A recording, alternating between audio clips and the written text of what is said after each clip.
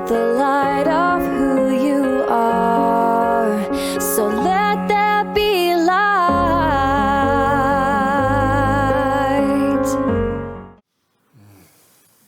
Amen. Well, if you'll all indulge me for 5 seconds, I've hidden something behind the curtain.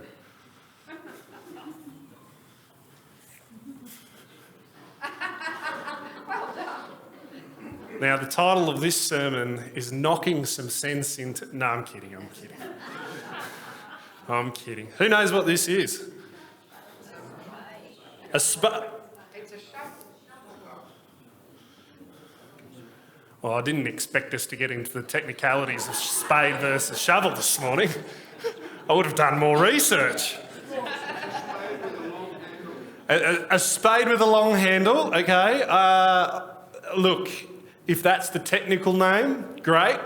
I am personally just going to continue to call it a shovel.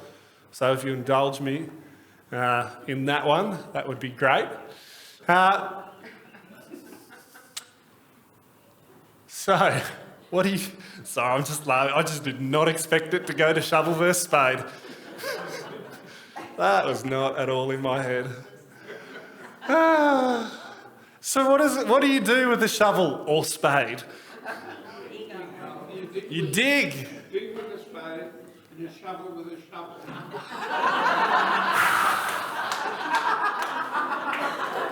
Okay.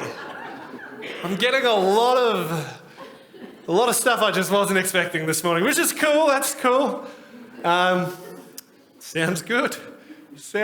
I've lost myself where I'm at. What is a shovel or a spade? What is it ultimately? A tool, a digger. Yeah, you're just trying to mess with me now. A tool. Yeah, a tool.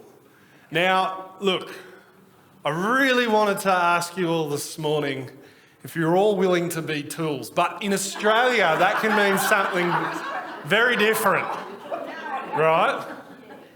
So I'll just ask it in a different way, perhaps. Yeah, we've got implements. I'm still going to use the word tool. Are you willing to be God's tool in this family? Are you willing to listen to God and work and build, mend, restore, revitalise in this church?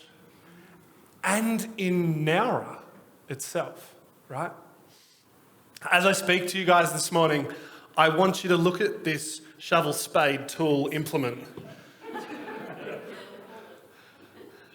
And a digger. And ask yourself, what is it that I am being called to do this year? God, what are you asking of me? What are you telling me? Which tool, which thing are you telling me to pick up and work? Mend, revitalise, restore, build, whatever it is, plant. I know that these, I'm just going to call it a thing, these things interact with that.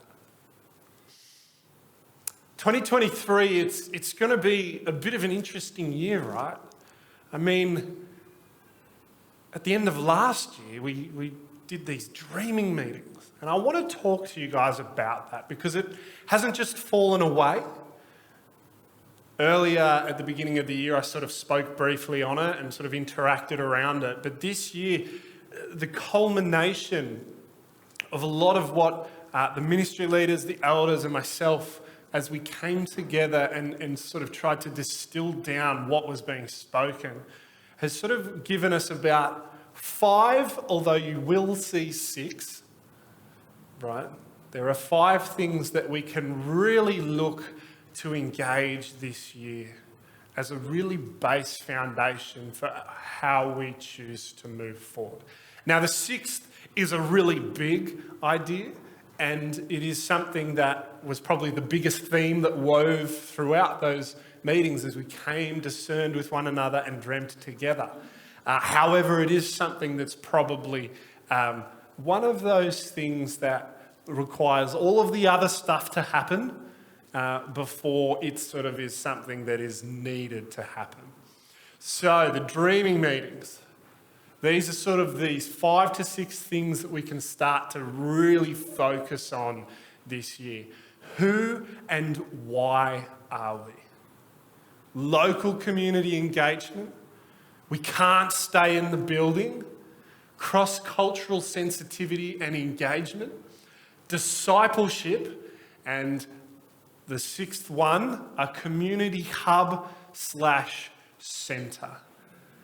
Now I want to go through this stuff and sort of talk to you about what has been happening, what could happen down the line,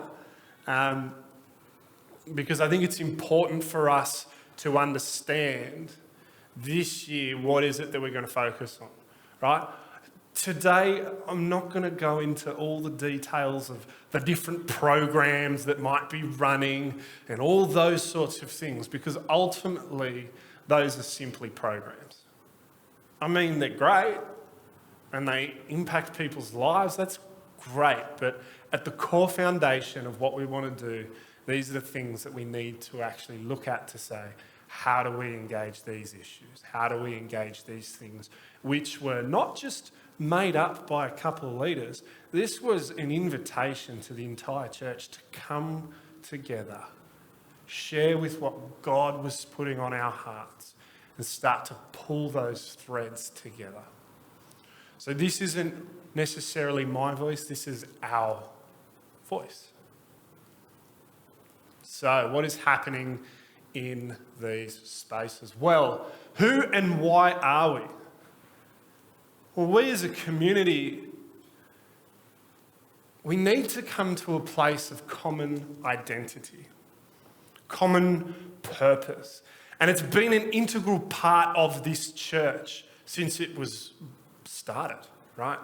This church started over the verse 1 Corinthians 15, verse 58. So, my dear brothers and sisters, be strong and immovable. Always work enthusiastically for the Lord, for you know that nothing you do for the Lord is ever useless. Nothing you do is ever useless. And throughout time, there have been different guiding verses that this church has taken on board to go, this is the foundation of where we want to come from. And that's good. You know, it helps to work from a place of foundation and identity. And it's led to now with what you can see on the walls beside me. John 10, half of verse 10. I've come that they may have life and have it to the full. People living in the wholeness and fullness of life as God intended it to be.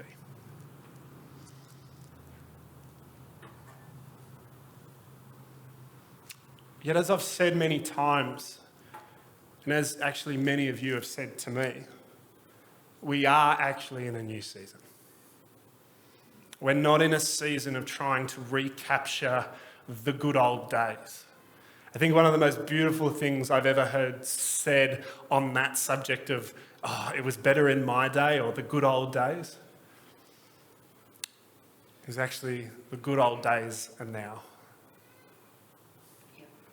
The good old days are now.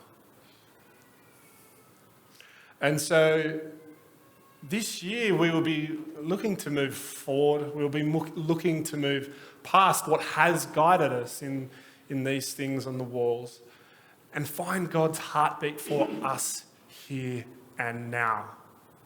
What is the place that we are working from?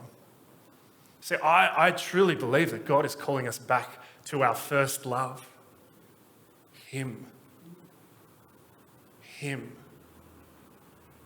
And then He is sending us out to love our neighbours.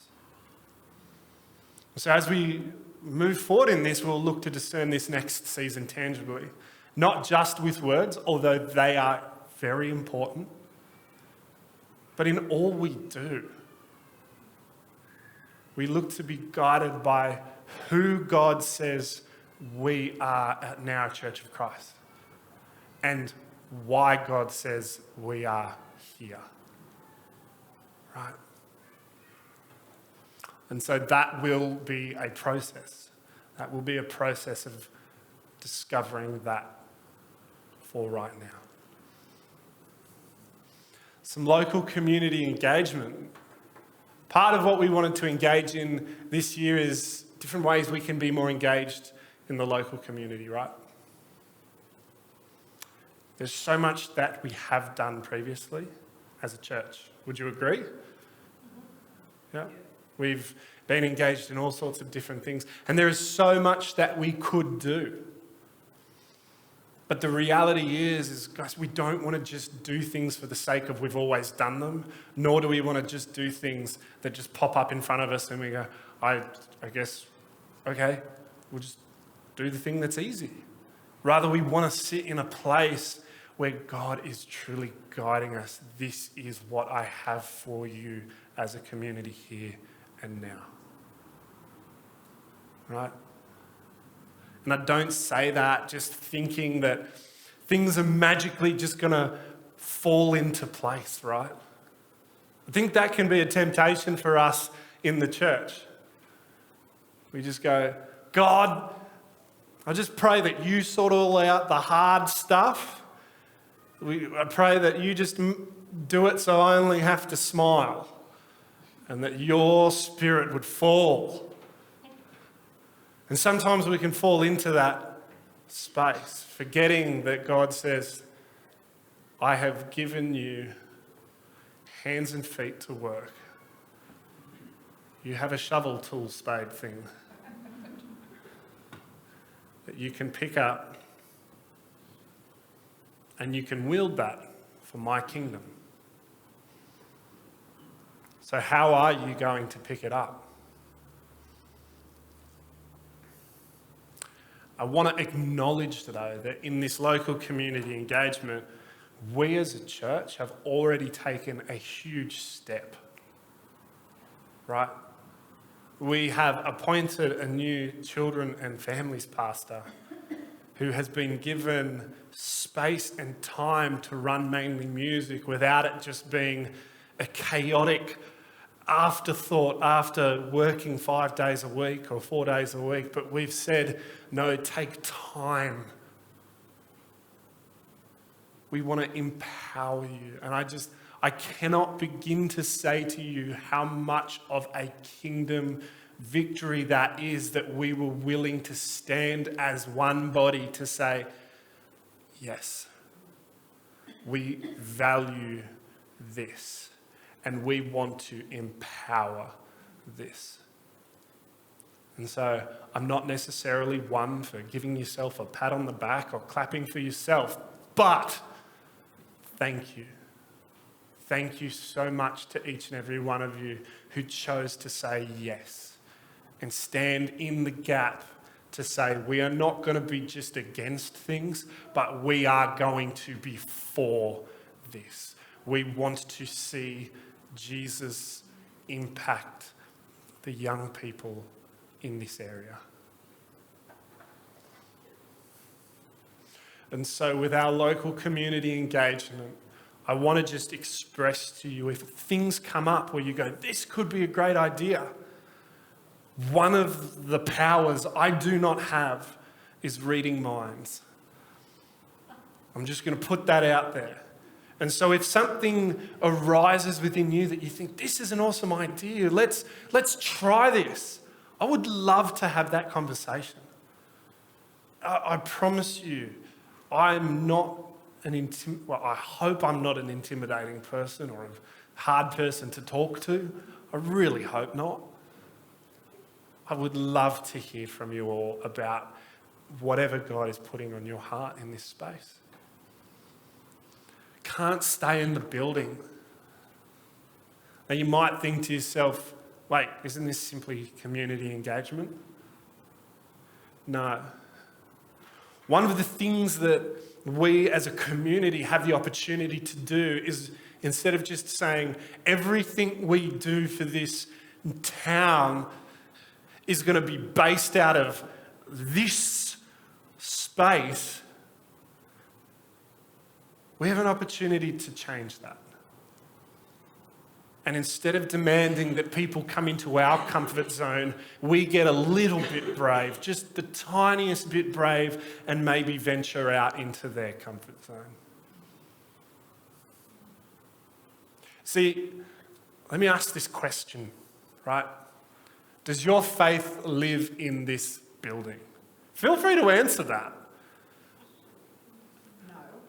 No. Okay, I'm not accusing anyone. But does your faith live here in this building? Is this the vessel that contains your faith? This 4 walls and a roof? There's some other things too, I'm sure. No. One of the biggest things that will help us actually understand the reality of where our faith rests is our actions and our priorities, right? What is it that we give our time to? What is it that we prioritize in our life? What is it that we are using this thing for? How am I wielding this, the thing that God gave me to work for His kingdom? How am I choosing to use it? Am I choosing to beat people over the head with it because they're annoying?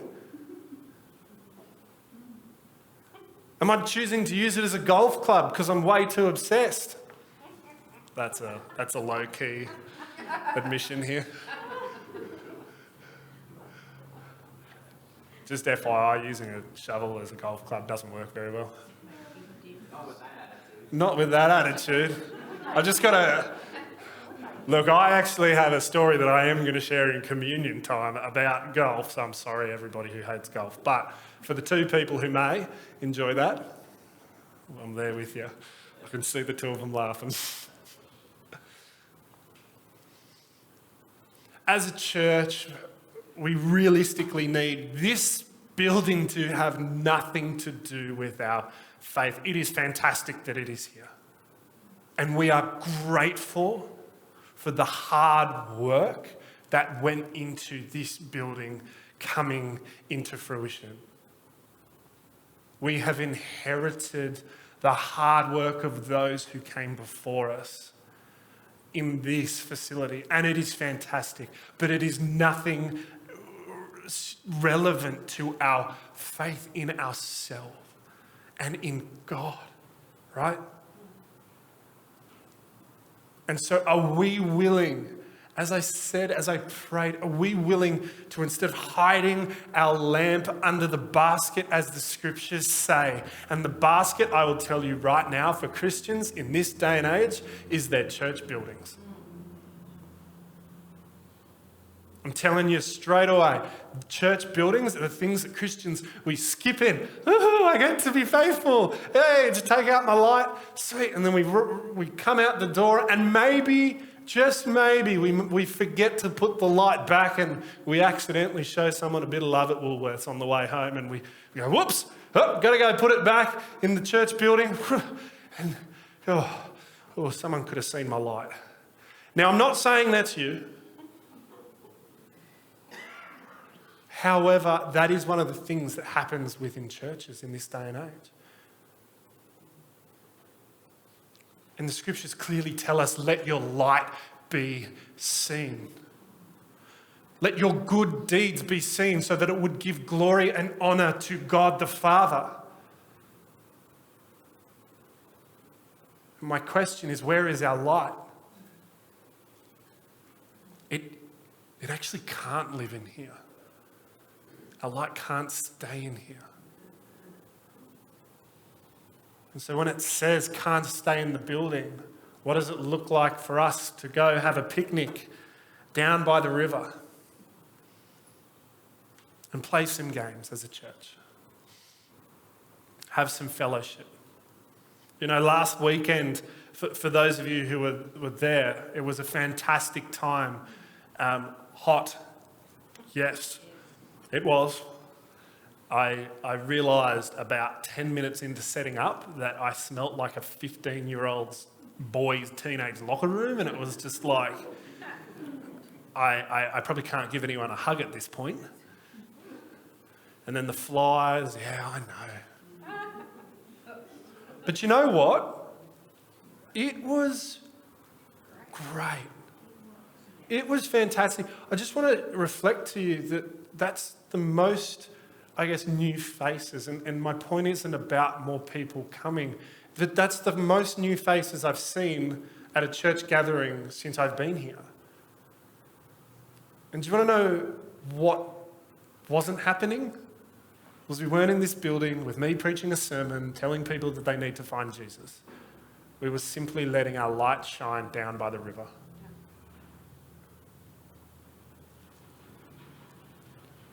It's interesting how when we get outside of this and the light shines, people discover that actually Christians aren't full of darkness.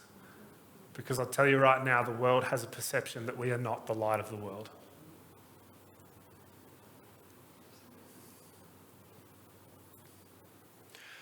You are the light of the world, like a city on a hilltop that cannot be hidden. No one lights a lamp and then puts it under a basket. Instead, a lamp is placed on a stand where it gives light to everyone in the house. In the same way, let your good deeds shine out for all to see, so that everyone will praise your heavenly Father.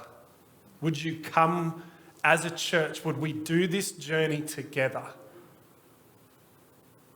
Would we be willing to do this journey together, where this, whatever it is that we have been given by God, our gifts, our talents, our heart,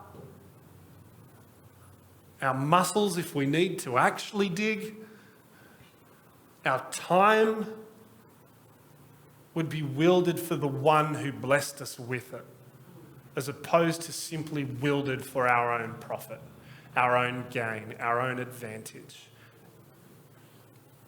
Would we be willing to do that? So here's a challenge for you, right? Here's a challenge for you over the next month. I feel like a month is a good amount of time. Would you be willing to invite somebody to your house or go out for dinner? If it's hard to clean, that's all good. I understand that. But would you be willing to invite somebody or go out for a meal who is not from this church? Who's not from this church or from another church? I know the little technicalities that you might be thinking to yourself. Oh, that's all good. I'll just go invite my mate from the other church down the road. No. Would you be just willing to invite somebody who doesn't know Jesus to go have a meal with you? And make sure they leave feeling loved. The way Jesus loves you. Not having been Bible bashed, like, it's not really that effective throwing books at people or throwing words at people that live in that book. Or being told that they need Jesus because they don't have them, but simply just being loved. The way that you know Jesus loves you.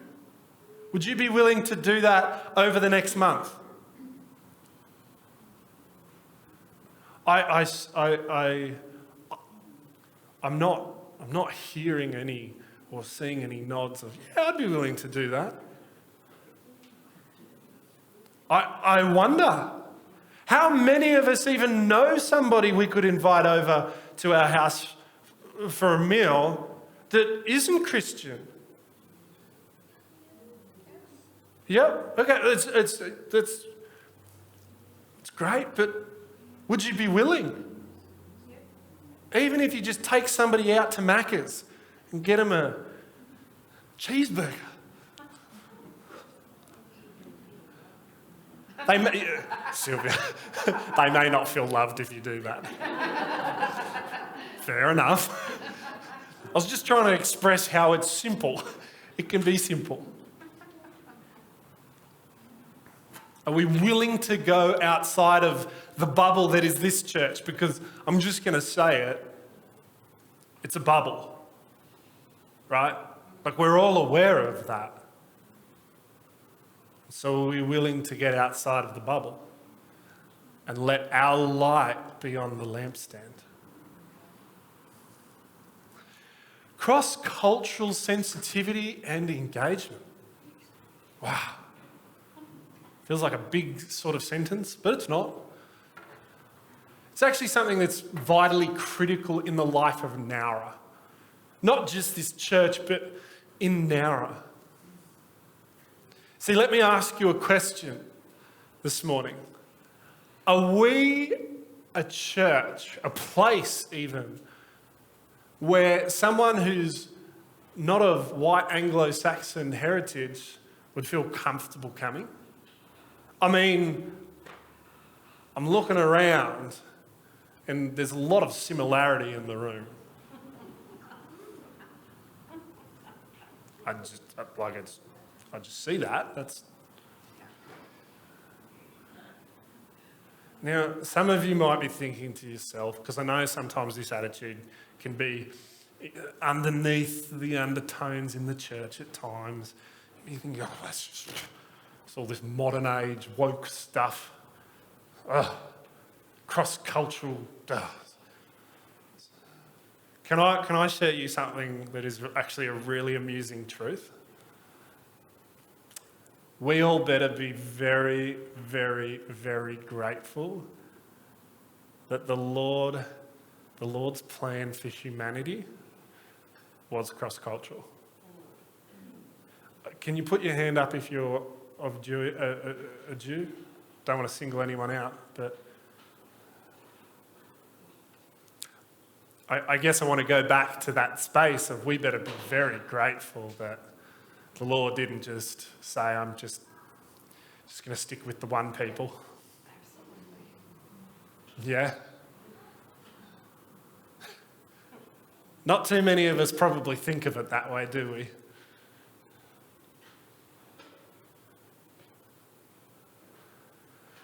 God loves all his children, regardless of culture, skin tone, regardless of our physical or mental makeup, regardless of our,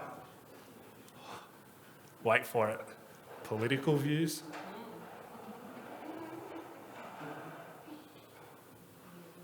Wouldn't it just be like our God to love people from the left, the right, the in-between? Uh-oh, he's starting to talk about religion and politics. Just imagine if he gets onto money soon. So let me ask you guys genuinely, do you think this place, this church would be a place of welcome to those who may be different in some ways to all of us who are currently in the room? Do we think that? Do we think that it's okay, you can nod, you can shake your head, do you think we would be a place of welcome? Yes. Okay, and that's fine. And it was sort of half a trick question, but it also wasn't. Well, let me ask you this. Do you think someone who is an Indigenous person would find a warm welcome in this community on January the 26th?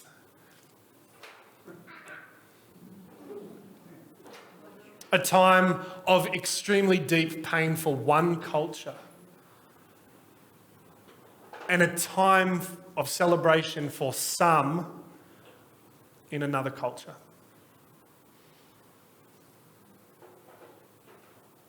Do we have it within us as people, as a church, to sit with those who are in pain? And perhaps if you disagree with it, that's your story.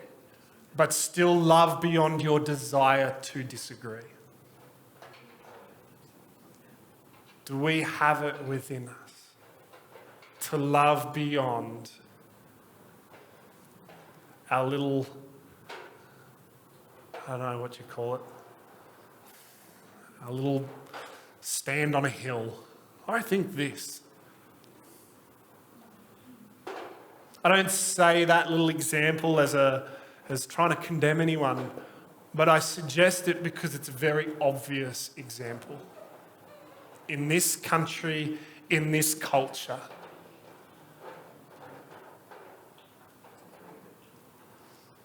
There's a far greater multicultural mix here in Nowra than perhaps many of you might realise. And so how do we go about being a church that embraces all of God's children, even if it means it might bring something different into our way of being? Yeah, it might be different, yet it is just as much of God and equally beautiful. And so how do we be a place of welcome? And I think, I'm going to be real with you, I don't have those answers. I don't have those answers, but I think we have an opportunity to go on a journey together, do we not? Yes. We have that opportunity to choose, this is where we draw a line and say we are a place of welcome for all cultures, all skin tones, all physical and mental makeups. We are a place of welcome. You are welcome in God's church, in God's family. It is not our church. It is not our belonging. It is God's. Discipleship. I know we're getting there. We're getting there. If anyone needs a little nap, feel free. It's all good.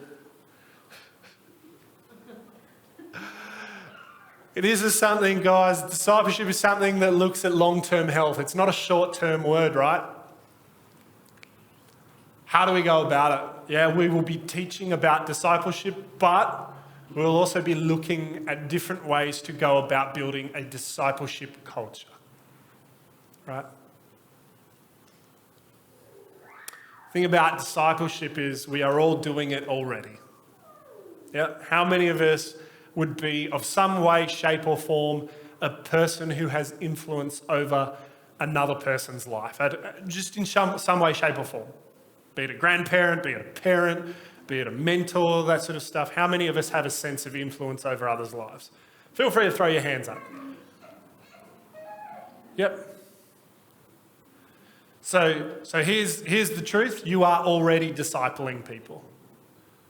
What you are discipling them into, I'm not sure. And that's actually for each and every one of us.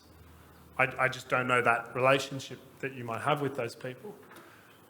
But when people give us positions of influence in their life, they are saying to us, I want to learn and understand how your actions and your ideas express themselves.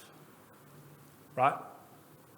And so, as Christians, if our words are great and our actions are absolutely not representative of the things we profess, we're not discipling people necessarily to what we think we're discipling them to. We're discipling people to ideas, not to Jesus. Right? And one of the things that those who are not Christian, and I can tell you this because I wasn't a Christian until I was 18, so I even said this, but one of the things that non-Christians will reflect on those Christians who their words and their actions don't actually align, there's a one-word explanation for it. Hypocrites. Right? And so discipleship is something that we want to actually look at. How is it that our entire life is in alignment with God? How do we align both in word and action, in prayer, in all that we do, with the heartbeat, with the rhythm of God? And I'll just be honest with you guys, that's a 5 to 10 year process. Discipleship doesn't just happen like that. But let's start. Let's start it. Let's start the process. And so we will be starting the process. We'll be looking at what does it look like to actually have some discipleship style groups. I'm currently chatting with another church who's about 3 years down the track, having done this sort of thing, and just learning from them. What were the successes? What were the things where you're like, don't do that? That will explode in your face. Because we don't want that to happen.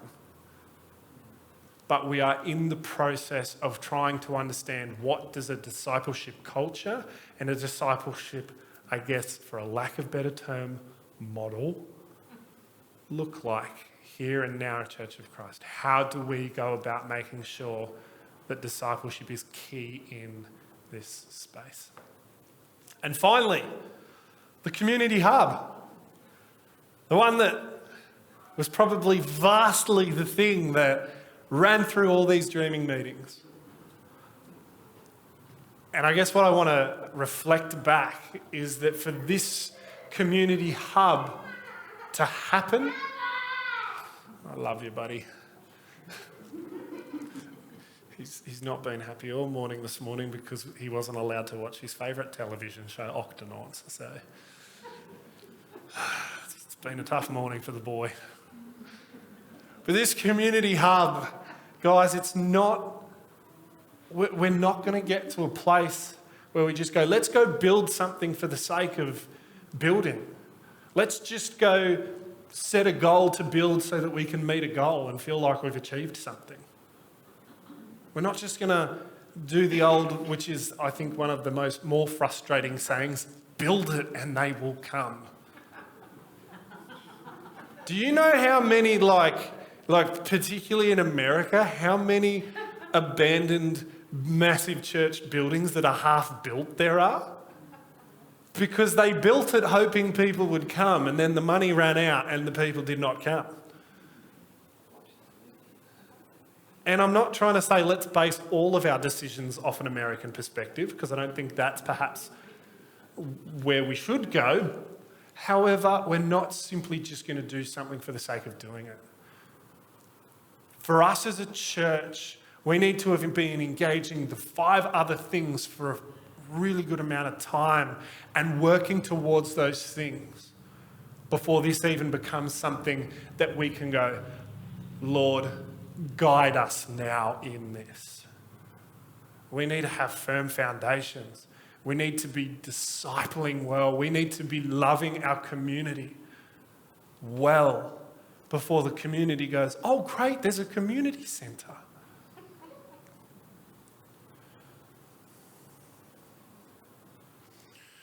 So in 2023, who and why are we? Local community engagement, we can't stay in this building, cross-cultural sensitivity and engagement, and discipleship. What of these things are you going to bring your light to? How will you reach out to engage the community? How will you look to become more culturally aware and inclusive in your life? Who and how are you discipling people? How is your light getting outside of this building? How are you embracing and adding to the identity of this community? Here's the truth. We are this church. We, not me. I can tell you that right now. I am not this church. And if I am, I'm terrified, let alone you being terrified. We are this church. And if we want to pursue the direction of God, each and every one of us needs to have a chat to God about what is it that we are using this for right now. What are we doing with this? How are we wielding it?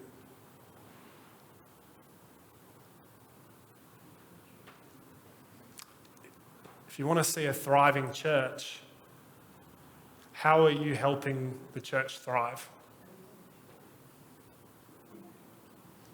You want to see more people in the building on a Sunday, if that's your thing? Who are you inviting to church on a Sunday? Want to see more people come to know the love of Jesus?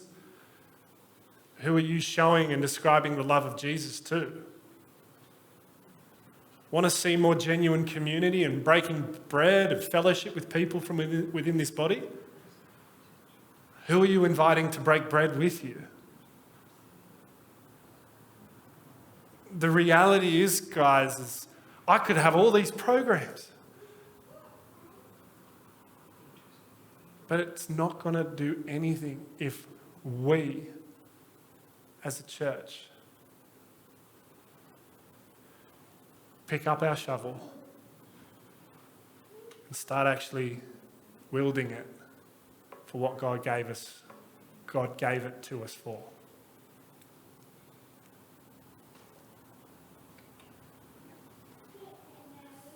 I have no idea who said this quote, but I like it.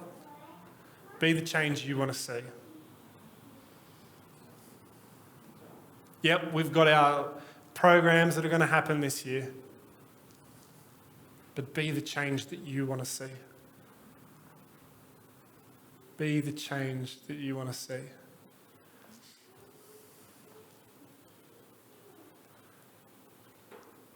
See, I'm not immune from this either.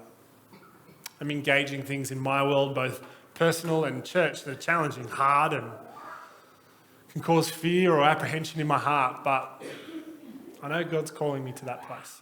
Right? But God's with us. You're not too old. You're not too young. You're not lacking. God is with us in the mess of life, the failures, the fear, feelings of doubt. He is with us all. Lord, I want to be a world changer, be a city on a hill that shines in the dark with the light of who you are. So